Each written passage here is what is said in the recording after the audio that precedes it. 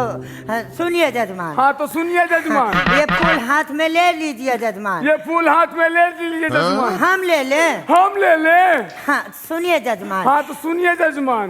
देखिए जजमान, देखिए जजमान, तुम्हारे पिताजी मरे हैं, तुम श्राद्ध कराने आए हो ना? तुम्हारे पिताजी मरे हैं, तुम श्राद्ध कराए हो ना? मेरे पिताजी मरे हैं। मेरे पिताजी मरे हैं। देखिए जजमान। देखिए जजमान। मजाक छोड़िए जजमान। मजाक छोड़िए जजमान। देखिए जजमान, 2 डग पीछे होके बैठ जाइए जजमान। देखिए जजमान, 2 डग पीछे होके बैठ जाइए। ए जजमान सुनिए, मजाक मजाक बहुत हुआ जजमान। सुनिए जजमान, मजाक मजाक बहुत हुआ बेटा।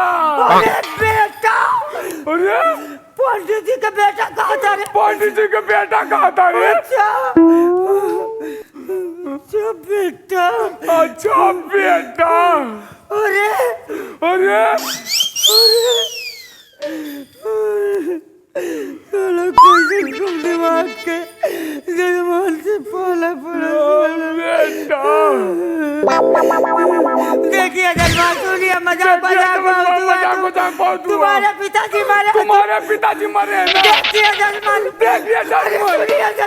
सुनिए जजमान। सुनिए जजमान।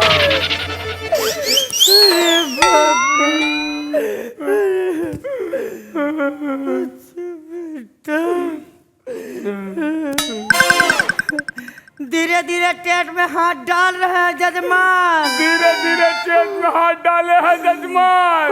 तो बेटा, सब टकिया पकड़े हुए हैं जजमान। सब टकिया पकड़े हैं जजमान। अच्छा बेटा। अच्छा बेटा। आज तोरा काल बढ़ देंगे आज बेटा। तेरा काल बढ़ रहा है बेटा।